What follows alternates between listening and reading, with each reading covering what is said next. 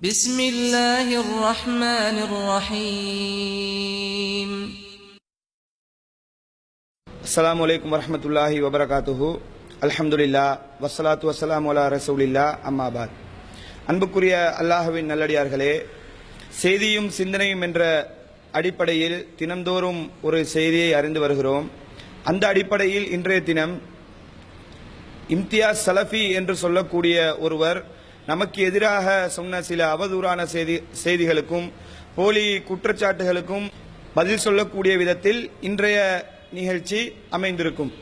அதாவது இம்தியாஸ் சலஃபி என்று சொல்லக்கூடியவர் ஒரு ஜும்மா உரையில் தாறுமாறாக நம்மை விமர்சனம் செய்யக்கூடிய ஒரு வீடியோவும், நம்ம எதையெல்லாம் சொல்லலையோ அதற்கு பதில் சொல்லக்கூடிய விதத்தில் கடுமையான வார்த்தைகளை கொண்டு நம்மை விமர்சிக்கக்கூடிய ஒரு வீடியோ இணையதளங்கள் வாயிலாக பரப்பப்பட்டு கொண்டிருக்கிறது. இது சம்பந்தமாக ஒரு தெளிவு மக்களுக்கு வழங்கப்பட வேண்டும். அந்த அடிப்படையில் அவர் சொல்லக்கூடிய ஒவ்வொரு வாதத்துக்கும் நம்முடைய பதில்களை நம்ம பார்க்கலாம். முதலாவதாக இம்தியாஸ் சலஃபி என்று சொல்லக்கூடியவர் நமக்கு எதிராக இந்த கடுமையாக பேசக்கூடிய உரை ஜும்மாவுடைய உரையில தான் இந்த விமர்சனத்தை செய்கிறார். முதலாவது அவருடைய வாதங்களுக்கு பதில் சொல்றதுக்கு முன்னாடி ஒரு விஷயத்தை நான் பதிவு செய்து கொள்கிறேன். அதாவது நம்மை விமர்சிக்கக்கூடியவர்கள், நமக்கு எதிரானவர்கள், நடுநிலைவாதி என்று சொல்லிக் கொள்ளக்கூடியவர்கள் நம்மை பத்தி என்ன சொல்லுவாங்கன்னு கேட்டா, இவங்களுக்கு பேச தெரியாது, எப்ப பார்த்தாலும் இவங்க அடுத்தவங்களை தான் விமர்சனம் செய்யறாங்க, ஜும்மா மேடையிலையும் அடுத்தாக்களை விமர்சனம் செய்கிறார்கள் என்று ஒரு குற்றச்சாட்டு நமக்கு எதிராக சொல்லக்கூடிய ஒரு நிலையை நீங்கள் பார்க்கலாம். ஆனால் இந்த இம்தியாஸ் சலஃபி என்று சொல்லக்கூடியவரும் நமக்கு எதிராக விமர்சனம் செய்திருக்கிறார். இவர் எங்க விமர்சனம் செஞ்சாரு? ஒரு பொதுக்கூட்டத்தில் எல்லாம் விமர்சனம் செய்யல, இதற்கு ஒரு தனி தலைப்பு போட்டு நம்மளை விமர்சனம் செய்யல. ஜும்மா மேடையில தான் நம்மை விமர்சனம் செய்கிறார். ஜும்மா மேடையில மக்களுக்கு உரை நிகழ்த்தக்கூடிய சந்தர்ப்பத்தில் தான் நமக்கு எதிராக கடுமையான போலி குற்றச்சாட்டுகளை முன்வைக்கிறார். நடுநிலைவாதி என்று சொல்லக்கூடியவர்கள் என்ன விளங்கணும் என்று சொன்னா, நாங்க ஒருத்தருக்கு மறுப்பு சொல்லும் போது, அவருடைய கொள்கையில விமர்சனம் செய்யும் போது நமக்கு எதிராக பேசுறீங்களே, அடுத்தவர் விமர்சனம் செய்யலாமான்னு எல்லாம் கேள்வி கேட்கிறீங்களே, இவர்கள் நமக்கு எதிராக ஜும்மா மேடையில விமர்சனம் செய்யும் போது இந்த கேள்வியை கேட்கணுமா இல்லையா? யாராவது கேட்டீங்களா? யாரும் அந்த கேள்வியை கேட்கல. அந்த வீடியோவை இன்னும் ஷேர் பண்ணக்கூடிய ஒரு நிலையை மக்கள் கண்டிருப்பீர்கள். அப்ப முதலாவதாக இந்த செய்தியை பதிய வைத்துக் கொண்டு அவர் சொல்லக்கூடிய தகவல்களுக்கு வர, முதலாவது அவர் என்ன சொல்றான்னு கேட்டா, இந்த இலங்கையில புத்தளத்தில் ஏத்தாளன்னு சொல்லக்கூடிய ஒரு பகுதியில ஒரு அமைப்பு 92ஆம் ஆண்டுகள்ல உருவாச்சு. அந்த அமைப்பு எல்லாருமே காஃபிர்னு சொல்லிச்சு, ஒரு வழிகேடான அமைப்பு. அதே போல நிறைய இப்படி வழிகட்ட அமைப்புகள், வழிகட்ட கொள்கைகள் சமுதாயத்தில் உருவாகி கொண்டுதான் போச்சு. அதே போல ஜஹ்மியாக்கள் உருவானாங்கன்னு சொல்லி இப்படியே ஒரு வழிகட்ட கொள்கையுடைய பட்டியலை சொல்லிட்டு, அதே போலதான் இவங்க அதோட சேர்த்து டிஎன்டிஜே எஸ்எல்டிஜே சொல்லக்கூடிய ஒரு நிலையை நீங்கள் பார்க்கலாம். வழிகட்ட கொள்கைகள் அப்படியே பட்டியல் போட்டுட்டு அதோட சேர்த்து நம்முடைய பேரையும் சொல்லிட்டு போறாரு. நான் கேட்கிறேன், வழிகட்ட கொள்கையுடைய பட்டியலோட சேர்த்து நம்முடைய பேரை சொன்னதுனால நாங்க வழிகேடாகுவோமா? கண்டிப்பா அது கிடையாது. நம்ம என்ன கொள்கையை சொல்கிறோமோ அது வழிகேடாக இருக்கும் என்று சொன்னால் நம்முடைய வாதங்களுக்கு குர்ஆன் சுன்னா அடிப்படையில் பதில் சொல்லுங்க. அதை சொல்றதை விட்டு நீங்க ஆதங்கப்பட்டு கோவப்பட்டு பேசுறதுல பிரயோஜனம் கிடையாது. நம்ம என்ன வாதம் வைக்கிறோமோ அதுக்கு பதில் சொல்லுங்க. அந்த வீடியோவை நீங்க எடுத்து பாத்தீங்கன்னு சொன்னா முழுக்க கோபமும் பொறாமையும் தான் வெளியில வருதே தவிர நம்முடைய வாதங்களுக்கு எதுக்குமே பதில் சொன்னதாக இருக்கவில்லை, எதுக்குமே பதில் சொன்னதாக அது அமையவில்லை. போலி குற்றச்சாட்டுகளை, அவதூறுகளை தான் அவர் சொன்னார். நான் இன்னும் சொல்ல போனால், அவர்கள் வழிகேடு என்பதை உங்களால நிரூபிக்க முடிஞ்சா? அவங்க வழிகேடு என்று சொல்றதையே எங்களை கூப்பிட்டு தான் நிரூபிக்க வேண்டிய ஒரு நிலைமை ஏற்பட்டுச்சு. நம்முடைய ஜமாத் சார்பாக ஆட்கள் வந்து தான் நிரூபிக்க வேண்டிய ஒரு நிலை ஏற்பட்டது. சலஃபு கும்பலாக இருக்கக்கூடிய உங்களுக்கு அவர்கள் வழிகேடுன்னு நிரூபிக்க முடியல. அதற்கும் சகோதரர் பி ஜெயினுலாப்தீன் அவர்கள் வந்துதான் விவாதம் பண்ணி அவர்கள் வழிகேடு என்பதை நிரூபித்துட்டு போனார். அப்ப அதை கூட உங்களால நிரூபிக்க முடியல. இப்படிப்பட்ட ஒரு நிலையில தான் உங்களுடைய கொள்கை இருக்குது. அது முதலாவது நீங்க விலகிக் கொள்ளணும். அப்ப அதனால வழிகட்ட கொள்கைகளுடைய லிஸ்டோட சேர்த்து நம்முடைய பேரை சொன்னதனால நம்ம கண்டிப்பாக வழிகேடர்களாக ஆக மாட்டோம். நம்முடைய வாதங்களுக்கு குர்ஆன் சுன்னா அடிப்படையில் நீங்க பதில் சொல்லுங்க. என்ன இவர் போற போக்கில் சொல்கிறார் என்று கேட்டால், ஜஹ்மியாக்கள் அல்லாஹ்வுடைய பண்புகளை மறுத்தார்கள், அல்லாஹ்வுடைய சிஃபத்துக்களை மறுத்தார்கள். அதே போல இவங்களும் அல்லாஹ்வுடைய பண்புகளை, அல்லாஹ்வுடைய சிஃபத்துக்களை மறுக்கக்கூடிய வேலையை செய்கிறார்கள். அதாவது கீழ்வானத்துக்கு இறங்குகிறான் என்று வரக்கூடிய ஒரு செய்தி இருக்குது. இது அறிவுக்கு பொருந்தவில்லை என்று ஜஹ்மியாக்கள் மறுத்தாங்களாம். அதே போல நாமும் இந்த செய்தியை மறுக்கிறோம். அறிவுக்கு பொருந்தவில்லை என்று இந்த செய்தியை மறுக்கிறோம் என்று பச்சையாக புழுகக்கூடிய ஒரு வேலையை இம்தியாஸ் சலஃபி அவர்கள் சொல்லியிருக்கிறார், செய்திருக்கிறார். நம்ம அறிவுக்கு பொருந்தவில்லை இந்த செய்தியை மறுக்கிறோமா? கிடையவே கிடையாது. அது சம்பந்தமா நான் பின்னாடி விளங்கப்படுத்துறேன். முதலாவது நாம் என்ன அவருக்கு சொல்ல ஆசைப்படுகிறேன் என்று சொன்னால், பொய்யான போலியான குற்றச்சாட்டுகளை சொல்லாதீங்க. அவர் என்ன சொல்றாருண்டா, இவர்கள் அறிவுக்கு பொருந்தவில்லை என்று இந்த செய்தியை மறுக்கிறார் என்று சொல்லிட்டு அவரே பின்னாடி சொல்றாரு, விளக்கம் சொல்றாங்க. இந்த செய்திக்கு அல்லாஹ் இறங்குறான்னு சொன்னா அல்லாஹ் இறங்கல, அல்லாஹ்வுடைய ரஹ்மத் இறங்குதுன்னு சொல்லி விளக்கம் சொல்கிறார்கள் என்று அவரே சொல்லக்கூடிய நிலையை நீங்க பார்க்கலாம். அப்ப நாங்க இந்த செய்தியை மறுக்கல. இவர் ஆத்திரத்துல ஆதங்கப்பட்டு இந்த மாதிரி பொய்யாக இட்டுக்கட்டி சொல்கிறார். அல்லாஹ்வுடைய தன்மைகள் சம்பந்தமா, அல்லாஹ்வுடைய சிபத்துகள் சம்பந்தமா நம்முடைய ஜமாத்துடைய நிலைப்பாடு என்ன? அல்லாஹ் கீழ்வானத்துக்கு வரக்கூடிய செய்தியை நான் விளங்கப்படுத்துறேன். முதலாவது சிபத்துக்கள் குறித்து, அல்லாஹ்வுடைய பண்புகள் குறித்து நம்முடைய நிலைப்பாடு என்னவென்றால், அல்லாஹ்வை பற்றி திருமறை குர்ஆனில் அல்லாஹ் என்னவெல்லாம் சொல்லியிருக்கிறானோ அதை அப்படியே நம்ப வேண்டும். அதுல எந்த மாற்று கருத்தும் கிடையாது. அறிவுக்கு பொருந்தலே. அல்லாஹ் உதாரணமாக அல்லாஹ் கையால படைத்தான் சொல்லி வருது. கையால படைத்தான் சொன்னா அது கை கிடையாது, அதுக்கு விளக்கம் சொல்லணும் என்று நாங்க சொல்லவே மாட்டோம். அல்லாஹ் வருவான் என்று சொன்னால், அல்லாஹ் மறுமை நாளில் நம்மை பார்ப்பான் என்று சொன்னால், அல்லாஹ் நம்மோட பேசுவான்னு சொன்னா அல்லாஹ் இப்படி பேசுவான், அல்லாஹ் இப்படி பார்ப்பான், அல்லாஹ் இப்படி வருவான், இதுக்கு நாங்க விளக்கம் சொல்லணும் என்று நாங்க சொன்னதே கிடையாது. அல்லாஹ்வுடைய பண்புகளை பற்றி அல்லாஹ் என்ன சொல்லியிருக்கிறானோ அதை அப்படியே நாங்க நம்புவோம். அல்லாஹ்வுடைய தூதர் அல்லாஹ்வை பற்றி என்ன பண்புகள் எல்லாம் சொல்லியிருக்கிறாங்களோ அதை அப்படியே நம்ப வேண்டும். அதுல எந்த மாற்று கருத்தும் கிடையாது. யாரு நம்மளை விமர்சனம் செஞ்சாலும் இதை தெளிவாக நாங்க மக்களுக்கும் பிரச்சாரம் பண்ண தான் செய்கிறோம். எந்த அளவுக்கு என்று சொன்னால், அல்லாஹ்வுக்கு உருவம் இருக்கிறதாக வரக்கூடிய திருமறை வசனங்களை நாங்க அப்படியே ஏற்றுக்கொண்டோமா இல்லையா? அல்லாஹ்வுடைய தூதர் அல்லாஹ்வுக்கு உருவம் இருப்பதாக சொன்ன அத்தனை செய்திகளையும் நாங்க மறுத்தோமா? ஏற்றுக்கொண்டோம். எந்த அளவுக்கு ஏற்றுக்கொண்டோம் என்று சொன்னால், விவாதம் பண்ணி மாற்று கருத்துடையவர்கள்ட்ட இதை நிரூபிச்சோம். நீங்க கூட செய்யாத வேலையை, உங்களுக்கே உங்க கொள்கையில நம்பிக்கை கிடையாது, அல்லாஹ்வுடைய பண்புகளை அப்படியே நம்பணும்ன்றதுல நீங்க வாயளவுல தான் சொல்றீங்களே தவிர உங்களுடைய கொள்கையை உங்களுக்கே நிரூபிக்க முடியாது. ஆனா நாங்க நிரூபித்திருக்கிறோம். விவாதம் பண்ணி நம்முடைய ஜமாத் சார்பாக அல்லாஹ்வுக்கு உருவம் இருக்குது, ஏன்னா அல்லாஹ் குர்ஆன்ல சொல்லி இருக்கிறான், அல்லாஹ்வுடைய தூதர் அந்த மாதிரி சொல்லி இருக்கிறார்கள் என்று நம்மை பற்றி விமர்சனம் செய்தாலும் பரவாயில்லை என்று அல்லாஹ்வுடைய வசனங்கள் அப்படியே நம்பி விவாதம் பண்ணி நிரூபித்திருக்கிறோம். நம்மளை பார்த்து என்ன சொல்றாங்கன்னு கேட்டா, இவங்க ஜஹ்மியாக்கள், அறிவுக்கு பொருந்தவில்லை என்று அல்லாஹ்வுடைய பண்புகளை மறுக்கிறார்கள் என்று பச்சையாக புழுகக்கூடிய ஒரு நிலையை அந்த வீடியோல நீங்க பார்க்கலாம். கேட்கிறவன் கேனப்பயல்னு சொன்னா எரும மாடு ஏரோப்ளேன் ஓட்டும்னு சொல்லுவாங்களா இல்லையா? இந்த மாதிரி கதை. நாங்க பகிரங்கமா விவாதம் பண்ணி அல்லாஹ்வுடைய பண்புகளை அப்படியே தான் நம்பணும் என்று நிரூபித்துக் கொண்டிருக்கிறோம். அல்லாஹ் கையால படைத்தான் என்றால் அது கைதான், அல்லாஹ் வருவான் என்றால் அல்லாஹ் வருவான் தான், அல்லாஹ்வுக்கு தோற்றம் இருக்குதுன்னா அல்லாஹ்வுக்கு தோற்றம் இருக்குது தான், தோற்றம் தான். ஆனால் அது எம்மை போல கிடையாது. மனுஷனை போல நாங்க கற்பனை பண்ண கூடாது, மனுஷனுக்கு கம்பேர் பண்ண கூடாது, எந்த ஒரு பொருளுக்கும் கம்பேர் பண்ண கூடாது. லைஸ கமிஸ்லிஹி செய்யும், அவனை போல ஒன்றும் இல்லை என்று தெளிவாக அல்லாஹ்வுடைய பண்புகளை நாங்க நம்பத்தான் செய்றோம். அதுல எந்த மாற்று கருத்தும் கிடையாது. நீங்க இந்த மாதிரி அவதூறு சொன்னால் அது கண்டிப்பாக மக்கள் மத்தியில எடுபடாது. நீங்க ஆத்திரப்பட்டு பேசுறதுல எந்த பிரயோஜனமும் கிடையாது. அல்லாஹ்வுடைய பண்புகளை நாங்க தெளிவாக நம்பத்தான் செய்கிறோம். சில பண்புகள், சில செய்திகள் திருமறை குர்ஆன்லயும் ஹதீஸ்களிலும் வரும். அந்த செய்திகள் இஸ்லாத்துடைய அடிப்படையான கொள்கையை தகர்க்கக்கூடிய விதத்தில் இருக்கும். வேற வேற திருமறை வசனங்களுக்கு முரண்படக்கூடிய விதத்தில் இருந்தால் அதை அப்படியே நம்பாமல் அதுக்கு விளக்கம் சொல்ல வேண்டும், தஅவீல் கொடுக்க வேண்டும் என்பதுதான் நம்முடைய கொள்கை. இது எங்களுடைய கொள்கை மட்டும் கிடையாது, நமக்கு மறுப்பு பேசக்கூடிய அவர்களுடைய கொள்கையும் இதுதான். இப்ப என்ன வருது? அல்லாஹ் கீழ்வானத்துக்கு இறங்குறதாக ஒரு செய்தி வருது. இதை நாங்க என்ன மறுக்கிறோமா? அறிவுக்கு பொருந்த இல்லை, எனவே இந்த செய்தி மறுக்க வேண்டும் என்று சொல்லி நாங்க சொல்றோமா? அப்படி நாங்க சொன்னதே கிடையாது. அறிவுக்கு பொருந்தவில்லை என்றால் நாங்க மறுக்கவும் மாட்டோம். என்ன சொல்கிறோம் என்று சொன்னால், அல்லாஹ் கீழ்வானத்துக்கு வருகிறான் என்றால் அது அல்லாஹ் வரல, அதை நீங்க அப்படி நம்ப கூடாது. ஏன்? அல்லாஹ் வேற திருமறை வசனத்தில் சொல்லி காட்டுகிறான், அர் ரஹ்மானு அலல் அர்ஷிஸ்தவா, அல்லாஹ் அரிசிக்கு மேல இருக்கிறான்னு சொல்லி வேற திருமறை வசனம் இருக்குது. இப்ப அல்லாஹ் அரிசில இருக்கும்போது இரவை மூன்றாக பிரித்து அந்த கடைசி நேரத்தில் கீழ்வானத்துக்கு வருகிறான் என்று சொன்னால் இது அந்த திருமறை வசனத்துக்கு மாற்றமாக இருக்குது.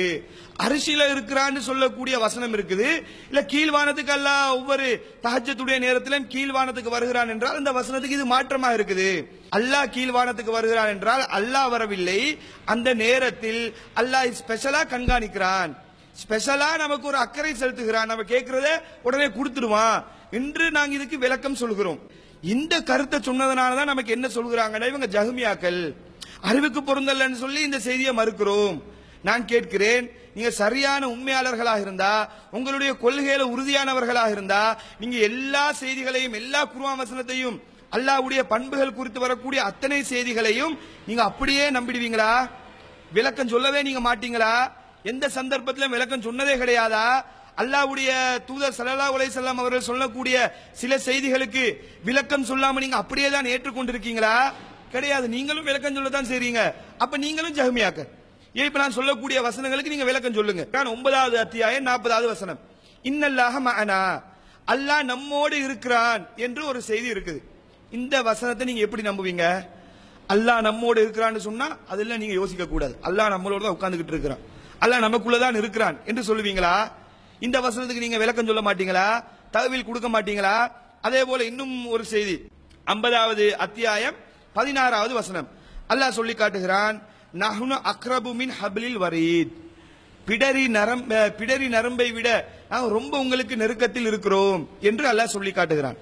இந்த செய்திக்கு என்ன அர்த்தம்? அல்லாஹ் நெருக்கத்தில் இருக்கிறான், அப்படியே நெருக்கத்தில் நமக்குள்ள அல்லாஹ் இருக்கிறான்னு சொல்லி அர்த்தமா? இப்படித்தான் நீங்க விளக்கம் சொல்லுவீங்களா? விளக்கம் சொல்ல தயாரா? சலஃபு கும்பல் இந்த மாதிரி விளக்கம் சொல்லுவீங்களா? கண்டிப்பா சொல்ல மாட்டீங்க, தஅவீல் தான் கொடுப்பீங்க.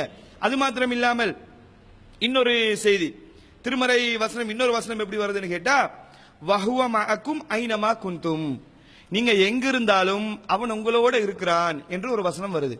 இந்த வசனத்தை அப்படியே நீங்க நம்புங்களே. குர்ஆன் வசனத்தை அப்படியே நீங்க, அல்லாஹ் ஒரு வசனத்தை சொன்னா அதை யோசிக்கவே கூடாது, அதுக்கு விளக்கம் சொல்லவே கூடாது, அப்படி விளக்கம் சொன்னா ஜஹ்மியாக்கள், நீங்க நம்புவீங்களா? எங்க போனாலும் அல்லாஹ் உங்களோட இருக்கிறான்னு சொல்லி ஒரு திருமறை வசனம் வருது, அப்ப நீங்க எங்க போனாலும் அல்லாஹ் உங்களோட தான் இருக்கிறான்னு சொல்லி அர்த்தமா? இப்படி சொன்னீங்கன்னு சொன்னா அத்துரஃப் இதைத்தான் சொல்லிக்கிட்டு இருக்கிறான். அத்துரஃப் ஒரு வழிகேடர் காத்தாங்குடியில இருக்கிறாரு, காஃபிர்னு சொல்லி எல்லாரும் சேர்ந்து பத்வா கொடுத்திருக்கீங்களே, இவர் கூட என்ன சொல்லிக்கிட்டு இருக்கிறாரு? அல்லாஹ் நம்மளோட இருக்கிறான், நான் தான் அல்லாஹ், நீயும் அல்ல நானும் அல்ல. இந்த வசனங்கள் தான் ஆதாரம். இப்ப நீங்கள் இதை சொல்லுவீங்களா? சலஃபு கும்பல் இந்த கொள்கையை நீங்க பிரகடனப்படுத்த தயாரா? அது மாத்திரம் இல்லாமல் இன்னும் ஏராளமான செய்திகள். இன்னொரு திருமறை வசனத்தில் அல்லாஹ் சொல்லி காட்டுகிறான், ஃபஅதல்லாஹு புனியானஹும் மினல் கவாயித், அல்லாஹ் கட்டிடங்களுக்கு, அவர்களுடைய கட்டிடங்களுக்கு அடியால் அல்லாஹ் கீழால் வந்தான் என்று சொல்லக்கூடிய ஒரு திருமறை வசனம் இருக்குது. இது எப்படி நீங்க விளங்குவீங்க? அல்லாஹ் பத்தின அல்லாஹ்வுடைய பண்பு, அல்லாஹ் வந்தான்னு சொன்னா அவருடைய கட்டிடங்களுக்கு அடியால வந்தான்டா அல்லாஹ் தான் கட்டிடங்களுக்கு அடியால வந்தான்னு சொல்லி அர்த்தமா, அல்லது அவனுடைய கட்டளை வந்ததுன்னு சொல்லி அர்த்தமா? விளக்கம் சொல்றீங்களா? அப்படியே உங்க மூளையை சிந்திச்சாம அப்படியே மூளையை துருப்பிடிக்கிறதுக்கு அப்படியே ஒரு மூளையில வச்சுட்டு அப்படியே நம்பிட்டு போக வேண்டியதானே? ஏன் அதுக்கு விளக்கம் சொல்றீங்க? அப்படியே ஏற்றுக்கொள்ள தயாரா? அல்லாஹ் கட்டுறதுக்கு அடியால வந்தான்னு சொன்னா அல்லாஹ் தான் வந்தான் என்று சொல்ல தயாரா? மேகங்கள் அல்லாஹ் வந்ததாக வருது, அப்ப அல்லாஹ் தான் மேகத்துக்கு மேல இருந்து வந்தான், மேகத்துக்கு கீழால அல்லாஹ் தான் வந்தான்னு சொல்லி அர்த்தமா? அப்படியே நீங்க நம்புவீங்களா? அதுக்கு நீங்க விளக்கம் தான் சொல்றீங்க, அதுக்கு நீங்க தகவல் தான் கொடுக்குறீங்க. அப்ப நீங்களும் ஜஹ்மியாக்களா? ஏன் இப்படி மக்கள் மத்தியில் இப்படி வீணாக சித்தரிக்கிறீங்க? பதில் சொல்ல முடியாது, உங்களுடைய பேர் இல்லாம போகுது, உங்களுக்கு மார்க்கெட் இல்லாம போகுதுன்னு சொன்னா நீங்க ஆதங்கப்பட்டுவே இல்ல, ஆத்திரப்பட்டு கவலைப்பட்டு பிரயோஜனம் கிடையாது. சத்தியத்துக்கு நீங்க வாங்க, சத்தியத்துக்கு வந்தா அல்லாஹ் உங்களுக்கு கண்ணியத்தை கொடுப்பான். உங்களுடைய கூடாரத்துல மக்கள் அப்படியே காலியாதுன்னு சொல்லி நீங்க ஆத்திரப்பட்டு ஆதங்கப்பட்டு பேசக்கூடிய ஒரு நிலைதானே தவிர உங்களுடைய கொள்கைக்கு மாற்றமாகவே எங்களை விமர்சனம் பண்றோம் என்ற பேர்ல பேசிட்டு போயிருக்கிறீங்க. அது மாத்திரம் இல்லாமல் அல்லாஹ்வுடைய தூதர் ஸல்லல்லாஹு அலைஹி வஸல்லம் அவர்கள் சொல்லக்கூடிய ஒரு செய்தி, நஃபில் தொழுகை சம்பந்தமா வரக்கூடிய ஒரு செய்தி, அடியார் நஃபில் தொழும் பொழுது அப்படியே என்னை நெருங்கி வருகிறான். எந்த அளவுக்கு நெருங்குகிறான் என்று சொன்னால் அல்லாஹ் சொல்கிறான், அவன் கேட்கும் செவியாக நான் மாறுகிறேன், பிடிக்கும் கையாக நான் மாறுகிறேன், அதே போல பார்க்கும் பார்வையாக நான் இருக்கிறேன் என்று அல்லாஹ் சொன்னதாக புகாரில் ஒரு செய்தி வருது. இதுக்கு என்ன நீங்க விளக்கம் சொல்லுவீங்க? அல்லாஹ்வுடைய தூதர் சொல்லிட்டாங்க, கேட்கும் செவியாக அல்லாஹ் இருக்கிறேன்னு சொல்லிட்டாங்க, அதனால காதுல அல்லாஹ் தான் இருக்கிறான், அதோட பிடிக்கும் கையாக இருக்கிறேன்னு சொல்லிட்டாங்க அல்லாஹ்வுடைய தூதர், அதனால கையில அல்லாஹ் தான் இருக்கிறான் என்று சொல்லுவீங்களா? பார்க்கும் பார்வையாக அல்லாஹ் இருக்கிறதாக சொல்லிட்டாங்க, அதனால அதெல்லாம் நாங்க சிந்திக்க கூடாது, அதை மூளையெல்லாம் அப்படியே ஒரு பக்கத்துல பேக்கெட் பண்ணி வைக்க வேண்டியதா. அது வந்து துருப்பிடிக்காம ஃப்ரிட்ஜுக்குள்ள வச்சுட்டு நீங்க அப்படியே நம்பிட்டு போயிடுவீங்களா அல்லது விளக்கம் சொல்லுவீங்களா? அல்லாஹ்வுடைய தூதர் சொன்னாங்க தான் இதுக்கு இந்த அர்த்தம் கிடையாது என்று சொல்லி விளக்கம் சொல்றீங்களா இல்லையா? நீங்களும் தானே இந்த கொள்கையை சொல்றீங்க, சலஃபு கும்பலும் இந்த கொள்கையில தானே இருக்கிறீங்க. அப்ப ஏன் மக்கள் மத்தியில் வீணாக சித்தரிக்கிறீர்கள் ஜஹ்மியாக்கள் என்று சொல்லி? அப்ப இதுதான் சிஃபத். அல்லாஹ்வுடைய பண்புகள் குறித்து நம்முடைய நிலைப்பாடு என்னவென்றால், அல்லாஹ்வுடைய பண்புகளை அல்லாஹ் சொன்னதை அப்படியே நாங்க நம்புவோம், அல்லாஹ்வுடைய தூதர் சொன்னதை அப்படியே நாங்க நம்புவோம். சில செய்திகள் இந்த மாதிரி விளக்கம் சொல்லக்கூடிய விதத்தில் இருக்கும். அல்லாஹ் நம்மளோட இருக்கிறான் என்று சொல்லக்கூடிய விதத்தில் இருக்கும். அல்லாஹ் அரிசில இருக்கிறான்றதானே இஸ்லாத்துடைய அடிப்படை அக்கீதா தானே. அல்லாஹ் நம்மளோட இருக்கிறான்னு அர்த்தம் என்ன? அல்லாஹ்வுடைய உதவி நமக்கு இருக்குது என்று சொல்லி நாங்க விளக்கம் சொல்றோம். எங்க போனாலும் உங்களோட அல்லாஹ் இருக்கிறான்னு சொன்னா அல்லாஹ் உங்களை கண்காணித்துக் கொண்டிருக்கிறான். விளக்கம் தகவல் கொடுக்கிறோமா இல்லையா? இதுதான் நம்முடைய கொள்கை தானே தவிர இந்த மாதிரி சில செய்திகளுக்கு விளக்கம் சொல்ல வேண்டிய ஒரு நிலை ஏற்படும். காரணம் என்ன? அறிவுக்கு பொருந்தல்ன்றதுக்காக வேண்டி கிடையாது, அக்கீதாவுக்கு மாற்றமா இருக்குது, வேற அடிப்படையான திருமறை வசனங்களுக்கு மாற்றமா இருக்குது. அதனால இந்த விளக்கத்தை சொல்கிறோம். அப்ப இதை சொல்றதுனால இந்த அடிப்படையில தான் என்ன சொல்கிறோம், அந்த செய்தி அல்லாஹ்வுடைய தூதர் சொன்ன அந்த செய்தி கூட அல்லாஹ் கீழ்வானத்துக்கு இறங்குகிறான் என்று சொல்லக்கூடிய செய்திக்கு கூட விளக்கம் சொல்றோம். ஏன்? அல்லாஹ் அரிசில இருக்கிறான்னு சொல்லி திருமறை வசனம் வருது, ரசூலுல்லாஹ் கீழ்வானத்துக்கு இறங்குறதாக சொல்கிறார்கள். அப்ப இது சாத்தியம் இல்லை, இந்த வசனத்துக்கு முரணாக இருக்குது. எனவே இதுக்கு நாங்க விளக்கம் சொல்லுவோம், தகவல் கொடுப்போம் என்ற அடிப்படையில் அல்லாஹ் உங்களை என்ன செய்யறான், ஸ்பெஷலா அந்த நேரத்தில் கண்காணித்துக் கொண்டிருக்கிறான், ஸ்பெஷலா அல்லாஹ் உங்களுக்கு உதவி செய்கிறான் என்ற அடிப்படையில் ஒரு விளக்கத்தை சொல்லிட்டு போகிறோம். அப்ப இதுக்கு இந்த மாதிரி விமர்சனம் பண்ணக்கூடிய ஒரு நிலையை நீங்கள் பார்க்கலாம். அது மாத்திரம் இல்லாமல் எப்படி எல்லாம் நமக்கு எதிராக அவதூறு சொல்கிறான் கேட்டா, பிஜேக்கு தவறே வராதா? தொண்டில் இருக்கக்கூடிய ஆட்கள் வந்து தொண்டில் இருக்கக்கூடிய அண்ணன் ஆய்வு செஞ்சு சொன்னா அதுல பிழையே வராதா? அவர் மண்டைக்கு பட்டுறது தான் நாங்களே ஏற்றுக்கொள்ளணுமா என்று கோவப்பட்டு கேட்கக்கூடிய ஒரு நிலையை நீங்க பாக்குறீங்க. இந்த ஆய்வு உங்களுக்கு யார் சொன்னது? தொண்டில எங்களோட அண்ணனுக்கு மண்ணில பட்டுச்சு. தொண்டில பட்டவனுக்கெல்லாம் உலக தொங்கல்ல இருக்கவனெல்லாம் வந்து ஈமான் கொள்ளணுமா? ஏன் அவரோட ஆய்வு பிழையா இருக்காதா? அவருக்கு எல்லாம் பிழையே கொடுக்க மாட்டானா? அவரோட ஆய்வு தான் இந்த உம்மத்துக்கு வகையா? அங்கிருந்து வர்றதை இங்க அப்படியே பின்பற்றணும் என்றதுக்கு என்ன தலைவிதியா? எழுதப்பட்டதா? யார் ஒரு முடிவு சொன்னவங்களுக்கு? உலகத்துல எல்லா அறிஞர்களுடைய முடிவிலும் தவறு வரும், உங்களை அறிஞருக்கு மட்டும் தவறு வராது என்பது வழிகேட்டுடைய வெளிப்படை என்று தெரியவில்லையா? இதை நாங்க என்ன அவருக்கு சொல்லிக்கொள்ள விரும்புறோம் என்று சொன்னால், ஒருபோதும் நாங்க அப்படி சொன்னதே கிடையாது. பிஜே சொல்றதை தான் கேட்கணும், பிஜே ஒரு ஆய்வு செஞ்சா அதுல பிழையே வராது நாங்க எங்கேயாவது சொன்னோமா? பச்சையா புழுகக்கூடிய நிலைய ஜும்மா மேடன்னு கூட பார்க்காம பச்சையா புழுவிட்டு போயிருக்கிறோம். எந்த அளவுக்கு சொல்கிறார் என்று கேட்டால், நாங்க வந்து பிஜே உடைய ஆய்வுல பிழையே வராதுன்னு சொன்னோமா? அப்படி அவருடைய ஆய்வை விமர்சனம் செஞ்சா எத்தனையோ பள்ளிவாசல்களை நாங்க அடிச்சிருக்கிறோமா? இதை பற்றி சொல்லும் போது கண்கள் சொந்து போகுது, நரம்புகள் புடைக்கிறது, அடிக்கிறார்கள். எத்தனை பள்ளி வாசல்ல அடித்தார்கள்? ஏன் இந்த ஆய்வு பிழை என்ற காலத்தில் இருக்கிறவர்களுக்கு அடித்தார்கள். யாரு? பிஜியுடைய ஆய்வு தவறு என்று சொன்னதுக்கு எத்தனையோ பள்ளி வாசல்கள்ல அடிச்சிருக்கிறாங்களா? பச்சையா ஜும்மா மேடன்னு கூட பார்க்காம புழுகிறீங்களே, நீங்க எல்லாம் யோசிக்கணுமா இல்லையா? மக்கள் பார்த்து கொண்டிருக்கிறாங்களே, சிந்திக்கணுமா இல்லையா? மக்கள் இதை கேட்பாங்களே, யோசிக்கணுமா இல்லையா? அந்த அல்லாஹ்வுடைய பயம் கொஞ்சம் கூட கிடையாம பிஜேவுடைய ஆய்வை விமர்சனம் செஞ்சா அடிச்சதாக பச்சையா புழு இருக்கிறீங்க. நிரூபிக்க தயாரா? இந்த மாதிரி நாங்க வந்து பிஜேவுடைய ஆய்வுல பிழை இருந்து விமர்சனம் பண்ணா அடிச்சதாக எங்கேயாவது காட்ட முடியுமா? அப்படி அடிக்கிறதா இருந்தா உங்களுக்கு அடிச்சிருக்கணுமே. நீங்க விமர்சனம் பண்ணிதானே போயிருந்தீங்க. எங்கேயாச்சும் ஆளை விட்டு தேடி வந்து எங்க இம்தியாஸ் சலஃபி எங்க இருக்கிறாரு, பிஜே விமர்சனம் பண்ணிட்டாரு, அடிச்சோமா? கிடையாது. எங்களுக்கு அப்படி ஒரு அவசியமும் கிடையாது, நாங்க அப்படிப்பட்ட கொள்கையிலையும் கிடையாது. பிஜேயும் மனுஷர் தான், அவர் சொல்லக்கூடிய கருத்துக்களையும் பிழை வரும், தவறு வரும். கண்டிப்பாக அவர் மனிதர், பிழை வரக்கூடியவர் தான். சுட்டி காட்டினா திருத்திக்க போறோம். நாங்க சில விஷயங்களை அவர்களுக்கு சுட்டி காட்டுகிறோம், அவர் திருத்திக் கொள்வாரு. இதுதான் நம்முடைய நிலைப்பாடு. எங்கேயுமே அவருக்கு பிழையே வராது, தக்லீதின் வெளிப்பாடு இல்லையா? அவருடைய பிழையே வராது என்று நம்புவது தக்லீதுடைய உச்சகட்டம் இல்லையா என்று சொல்லக்கூடிய நிலைய நீங்க சொல்றீங்களே, நாங்க எங்க அப்படி சொன்னோம் காட்டுங்க. பிஜேக்கு பிழையே வராது என்று சொல்லக்கூடிய ஒரு விஷயத்தை நீங்க காட்டுறீங்கன்னு சொன்னா நாங்க தாராளமாக திருத்திக் கொள்வோம். அப்படி எங்கேயுமே சொன்னது கிடையாது. பச்சையாக புழுகக்கூடிய ஒரு நிலையை நீங்கள் பார்க்கலாம். அது மாத்திரம் இல்லாமல் எப்படி எல்லாம் சொல்றாண்டா, நாங்க எல்லாருமே மௌத்தா போன எல்லாருமே, ஒட்டுமொத்த முஸ்லீம்கள் எல்லாருமே காஃபிர்னு சொல்லிட்டோமா, எல்லாம் நரகவாசின்னு சொல்லி நாங்க ஃபத்வா கொடுத்துட்டோமா? எங்க அப்படி ஃபத்வா கொடுத்தோம்? நம்ம என்ன சொல்லுகிறோம்னு கூட விளங்காம நம்ம என்ன மக்களுக்கு பிரச்சாரம் பண்றோம், நாங்க சொல்லக்கூடிய குர்ஆன் வசனம் என்ன, ஹதீஸ் என்ன, இதெல்லாம் படிக்கிறதே கிடையாது. அப்படியே வார வரத்துல அப்படியே பாக்குறது. எஸ்எல்டிஜே டிஎன்டிஜேக்கு எதிரான ஆட்கள் உட்கார்ந்து இருக்காங்களா, அத எஸ்எல்டிஜே டிஎன்டிஜேக்கு திட்டினா அவங்க சந்தோஷப்படுவாங்களா? ஜும்மா மேடைன்னு கூட பாக்குறே கிடையாது, அடிச்சுட்டு போறது. சரியான ஆளா இருந்தா என்ன பண்ணணும்?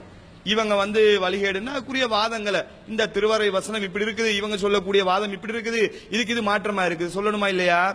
சூனியம் பத்தி நாங்க என்ன சொல்கிறோம்னு கூட விளங்காம இந்த மாதிரி ஒட்டுமொத்த முஸ்லீம்களும் காஃபிர் முஷ்ரிக்னு சொன்னதாக அப்பட்டமாக போய் சொல்லுவோம். மௌத்தா போன எல்லாருமே நரகவாசின்னு சொல்லி நாங்க ஃபத்வா கொடுத்துருவோமா? இன்னொரு பிரச்சனை என்ன தெரியுமா? உலக முஸ்லிம்கள் அனைவருமே முஷ்ரிக், இங்க இருக்கக்கூடிய எல்லாரும் முஷ்ரிக்குகள். நீங்கள் உங்கள் மனைவி மக்கள் மௌத்தா போன எல்லாரும் உங்கள் ஆப்பங்க எல்லாம் நரகவாதிகள், தீர்ப்பு கொடுத்து விட்டார்கள் அவர்கள். நீ சரியான ஆளா இருந்தா இம்தியாஸ் சலபிக்கு நான் கேட்டுக்கொள்கிறேன், நீங்க நிரூபிக்க தயாரா இத? மௌத்தா போன எல்லாருமே நாங்க காஃபிர் எல்லாம் நரகவாசி என்று ஃபத்வா கொடுத்ததாக தைரியமான ஒரு ஆளாக இருந்தான்னு சொன்னால், நீங்க உண்மையாளராக இருந்தால் நிரூபிச்சு காட்டுங்க. நிரூபிச்சு காட்டிங்கன்னு சொன்னா, நீங்க உண்மையாளராக இருந்தேன்னு சொன்னா நிரூபித்து காட்டி உங்களுடைய வார்த்தை உண்மையானது என்று மக்களுக்கு நீங்க நிரூபிங்க. பச்சையாக புலி அல்லாஹ்வுடைய பயம் கடுகளவு கூட கிடையாது. அந்த வீடியோல உங்களுக்கு பார்க்கலாம். அது மாத்திரம் இல்லாமல் என்ன நாங்க சூனியம் சம்பந்தமா என்ன சொல்கிறோம்?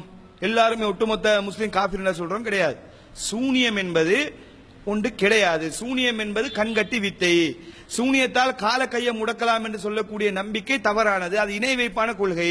அது மனுஷனால் அந்த மாதிரி கால கையை முடக்க முடியாது. ஏன் முடியாது? அல்லாஹ்வை பற்றி அல்லாஹ் சொல்லும் பொழுது வலம் யகுல்லஹு குஃபுவன் அஹத், அவனுக்கு நிகராக எதுவும் இல்லை என்று அல்லாஹ் சொல்லி காட்டுறான். லைஸ கமிஸ்லிஹி ஷைஉன், அவனை போல ஒன்றுமே இல்லை என்று அல்லாஹ் சொல்லி காட்டுறான். அப்ப அல்லாஹ்வுடைய பண்பு கண்டிப்பா மனுஷனுக்கு கிடையவே கிடையாது. அல்லாஹ் ஒரு மனிதனுக்கு தாக்கத்தை ஏற்படுத்தணும் என்று சொன்னால் எப்படி ஏற்படுத்துவான்?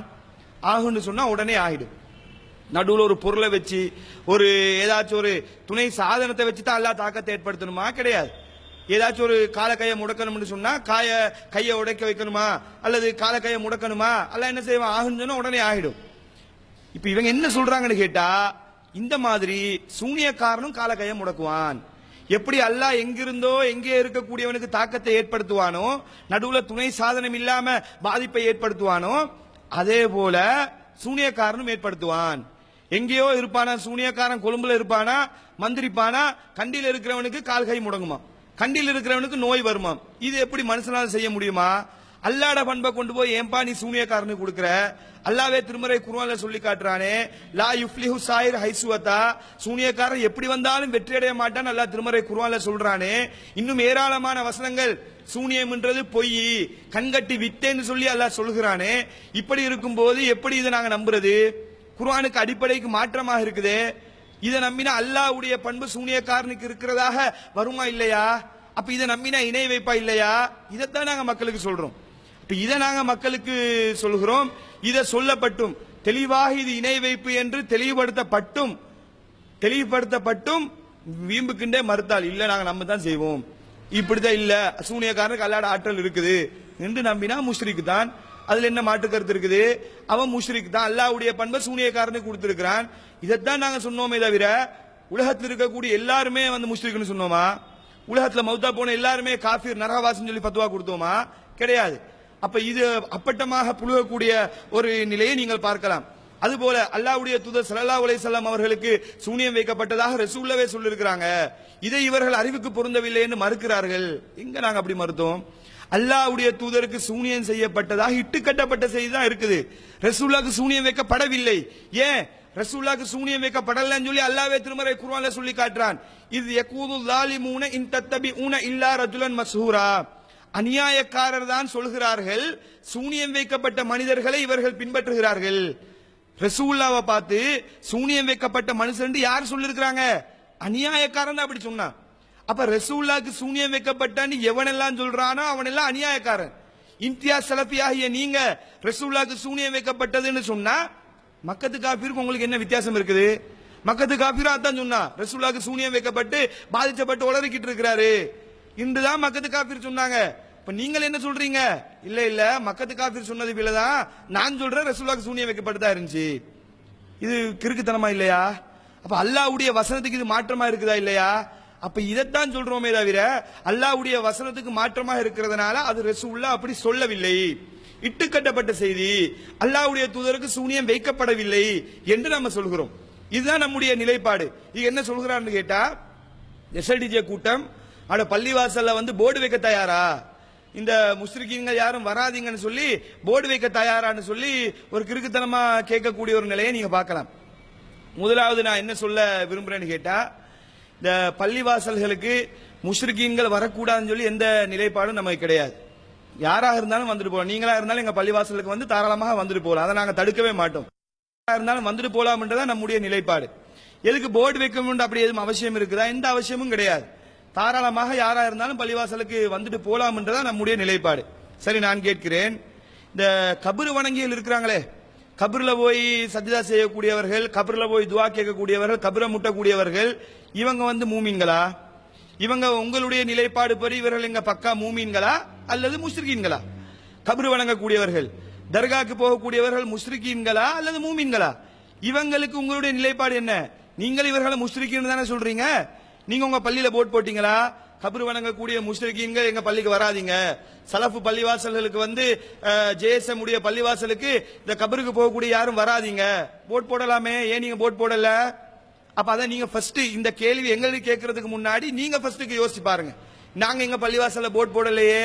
அப்துல் ரவுஃபுடைய கொள்கையை வந்து வழிகேடு, காஃபிர், முஸ்லிக்னு சொல்றீங்க. அப்ப அப்துல் ரவுஃப் ஆட்கள் இந்த பள்ளிவாசலுக்கு வராதீங்கன்னு சொல்லி போட் போட வேண்டியதானே? எல்லாம் சேர்ந்து தானே அவரை முஸ்லிக் காஃபிர்னு சொல்லி ஃபத்வா கொடுக்குறீங்க.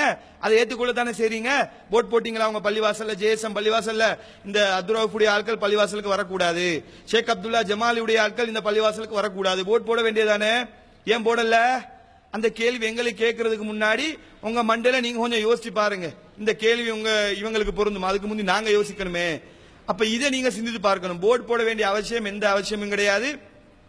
நீங்க வந்து முஸ்ரிக்காக இருந்தால் கூட, நீங்க வந்து இந்த மாதிரி மனமுரண்டாக சூனியத்தை மறுத்து, சூனியக்காரனுக்கு அல்லாஹ்வுடைய பண்பு இருக்குன்னு நம்பி முஸ்ரிக்கா போனா கூட எங்க பள்ளிவாசலுக்கு தாராளமாக வந்துட்டு போலாம்.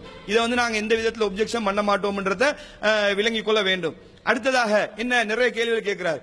முஸ்ரிக்கீன் சொன்னால் முஸ்ரிக்குடைய சட்டங்களை நீங்க அமுல்படுத்த தயாரா, அவங்க அறுத்ததை சாப்பிடலாமா, இப்படி சில கேள்விகளை கேட்கிறார்.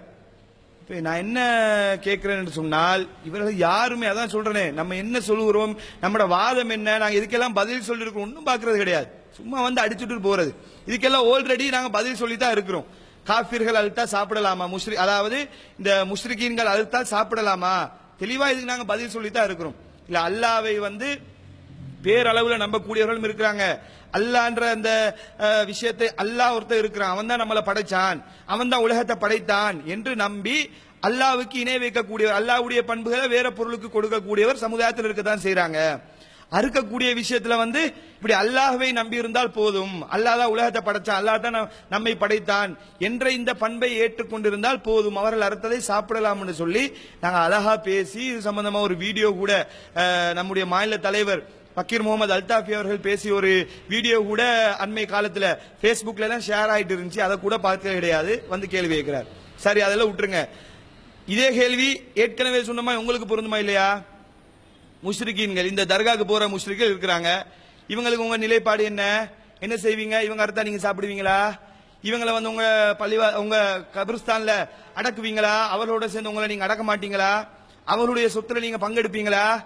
இந்த கேள்விக்கெல்லாம் நீங்களும் பதில் சொல்ல கடமைப்பட்டிருக்கிறீங்க. என்னமோ நாங்க மட்டும் இதுக்கு பதில் சொல்ல, நாங்க இதுக்கெல்லாம் பதில் சொல்லிட்டோம், அவசியம் இல்ல, தெளிவா பதில் சொல்லித்தான் இருக்குது. ஆனா இந்த கேள்விக்கு நீங்களும் பதில் சொல்லத்தான் வேணும்.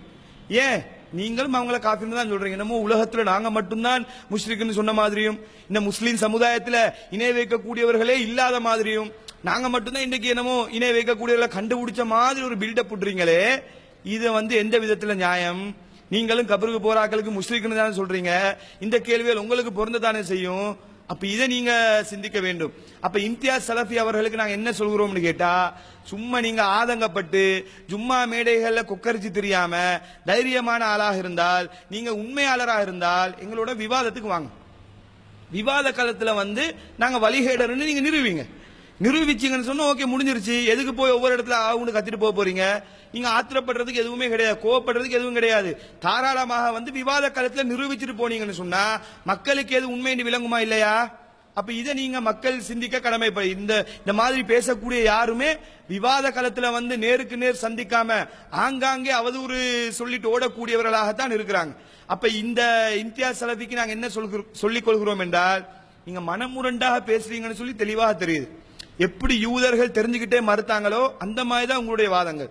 வீம்புக்குண்டே நம்மளை விமர்சனம் பண்ணணும்ன்றதுக்காக வேண்டிய ஜஹ்மியாக்கள் அல்லாஹ்வோட பண்புகளை அறிவை கொண்டு இவங்க மறுக்கிறாங்க. நல்லா தெரியும் நாங்க அந்த மாதிரி நம்முடைய நிலைப்பாடு என்ன, நாங்க அல்லாஹ் குருவம் இருக்குதுன்னு ஏற்றுக்கொண்டுதான் இருக்கிறோம், அதை விவாதமே பண்ணிருக்கிறோம்னு தெரியாத அவருக்கு தெரியும். தெரிஞ்சுக்கிட்டே அல்லாஹ்வுடைய பண்புகளை மறுப்பதாக பச்சையாக புழுகிறார். அப்ப யூதர்கள் எப்படி தெரிஞ்சுக்கிட்டே மறுத்தாங்களோ அதே வேலையை தான் இவர்களும் செய்கிறார். பொதுமக்களாக இருக்கக்கூடியவர்கள் விளங்கிக் கொள்ள வேண்டும். இந்த மாதிரி அவதூறுகளை செவிதாழ்க்காமல், இந்த மாதிரி அவதூறுகளை கேட்டு ஏமாந்து போகாமல், நம்ம என்ன சொல்கிறோமோ அதை தெளிவாக விளங்கி அதை சத்தியத்தை ஏற்று அதன் பக்கம் விரையக்கூடிய மக்களாக அல்லாஹ் நம் அனைவரை மாக்கிடுவானா என்று கூறி நிறைவு செய்கிறேன். வாஹ்ரதாவானா அல்ஹம்துலில்லாஹி ரப்பில் ஆலமீன்.